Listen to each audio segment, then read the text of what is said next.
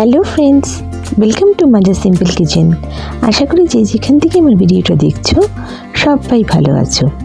আজকে আমি তোমাদের সঙ্গে শেয়ার করব কাঁকরোলের একটা রেসিপি, ইউনিক রেসিপি, কাঁকরোলের মিষ্টি। কি গো, সবাই তোমরা মুখটা সিটকে নিলে নাকি? কাঁকরোলের নাম শুনলেই আমাদের নাকটা কুচকে ওঠে। কাঁকরোল, কী খাবো কাঁকরোল দিয়ে? এক নয় ভাজা, ব্যাস, আর কি। কিন্তু কাঁকরোল দিয়ে আমি একটা ইউনিক মিষ্টি তোমাদেরকে আজকে শেয়ার করব। একবার ট্রাই নিশ্চয়ই করো। দেখো, কাঁকরোলটাকে আমি প্রথমে ঘষে নিয়েছি।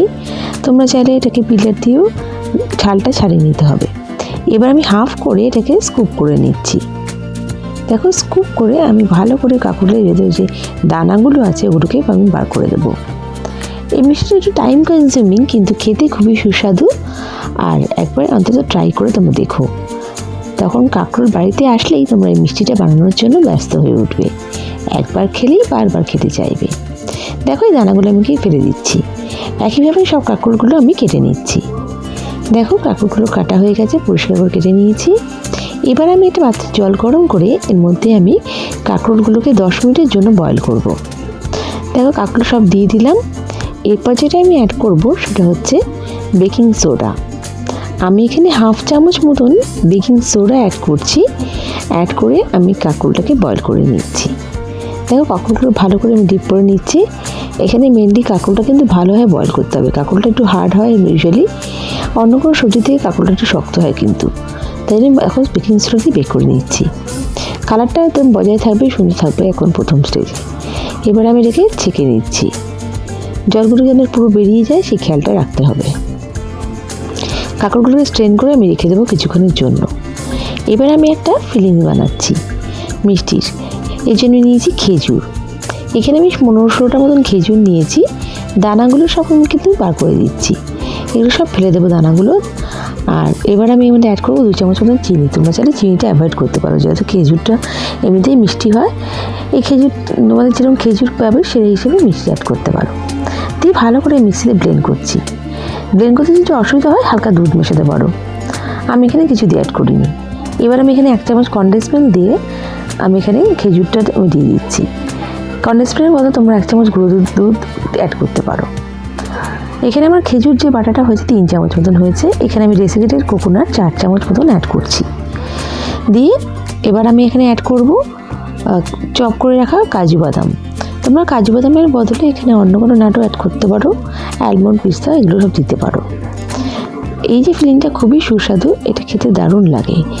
তারপর ডেসিকেটেড কোকোনাট আমি অ্যাড করে দিচ্ছি। এখানে শুকনো নারকেলের গুঁড়ো না পেলে তোমরা এমনি নর্মাল যে নারকেলটা সেটাও অ্যাড করতে পারো। তবে নারকেলের গুঁড়োটা দিলে পরে এখানে এই মিষ্টি নারকেল গুঁড়োটা দিলেই ভালো লাগবে। দিয়ে আমি এটা ফিলিংটা রেডি করে রেখে দিচ্ছি। এবার একটা সসপ্যানে আমি 1 কাপ আমি এখানে জল দিচ্ছি, আর 1 কাপ আমি চিনি দিচ্ছি। দিয়ে 3-4টে এলাচ দিচ্ছি, একটু ফাটিয়ে নিয়েছি।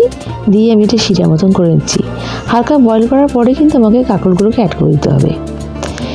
কাঁকরোলগুলোকে অ্যাড করে দিয়ে শুধু শিরায় ফোটাবো না, এটাকে ভালো করে ততক্ষণ আমাকে ফোটাতে হবে যতক্ষণ না আমার সিরাপটা ক্যারামেলাইজড হয়ে যাচ্ছে। কাঁকরোলটা কিন্তু ওইভাবেই থাকবে। আর এখানে আমি 1 চামচ মতন গোলাপ জল অ্যাড করলাম। দেখো, একদম পুরো ক্যারামেলাইজ হয়ে গেছে আমার সিরাপটা। তো ততক্ষণ অবধি আমি কাঁকরোলটাকে একদম বয়েল করছি। কাঁকরোলটা কিন্তু একদম সফট হয়ে গেছে। আর এটা পুরো ক্যারামেলাইজ করাতে একটা সুন্দর ফ্লেভার এর মধ্যে ঢুকে গেছে। দেখো, এবার আমি মিষ্টিটাকে তুলে দিচ্ছি কাঁকরোলে। দিয়ে আমি এবার এটাকে একটা প্লেটে তুলে রাখছি। একইভাবে সবগুলোকে আমি তুলে রাখছি। দেখে এবার আমি এটাকে এর মধ্যে আমি পুরগুলোকে ভরে নেব। কাঁকরোলের এই মিষ্টিটা এইভাবে ক্যারামেলাইজ করলে পরে একটু দারুণ একটা ফ্লেভার আসে, আর খেতেও খুবই সুন্দর লাগে।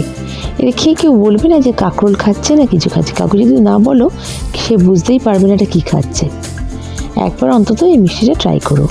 এই রেসিপিটা আমার নিজস্ব রেসিপি, একদম আমার নিজস্ব বানানোর রেসিপি। এটা তোমরা কোথাও ইউটিউবে কোথাও কিন্তু পাবে না।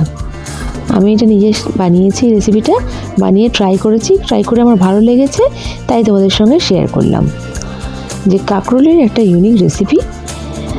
আর আমার এই রেসিপিটা কেমন লাগলো আমাকে কমেন্ট করে নিশ্চয়ই জানিও। নেক্সট রেসিপি নিয়ে আমি আবার হাজির হয়ে যাব। সবাই ভালো থেকো, সুস্থ থেকো।